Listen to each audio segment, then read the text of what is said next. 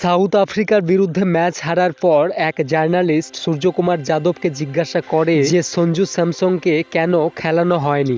তখন সূর্যকুমার যাদব বলে, क्या हम आने वाले मैचेस में उनको देखेंगे खेलते हुए? मतलब आप बोल रहे हो मैं अभिषेक की जगह पे खिलाऊं उसको? नहीं, नंबर 3 में भी।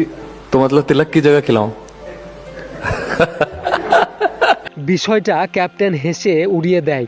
এরপর সঞ্জু স্যামসন এর একটা সুযোগ আসে ওয়েস্ট ইন্ডিজের বিরুদ্ধে খেলার।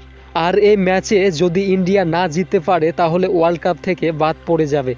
জিততে হলে ইন্ডিয়াকে 196 রান করতে হবে। এত বড় রান চেস টি-20 ওয়ার্ল্ড কাপে ইন্ডিয়া কোনোদিন করেনি।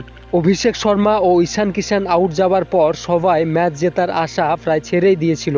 এরপর সঞ্জু স্যামসন ব্যাট হাতে যে ঝড় তুললেন তা একেবারে অবিশ্বাস্য। 97 রান করে সঙ্গে টিমকেও জিতিয়ে দেয়, আর টিম ইন্ডিয়া সেমিফাইনালে পৌঁছায়। এরপর সূর্যকুমার যাদব তাকে কিভাবে স্যালুট জানায় দেখুন।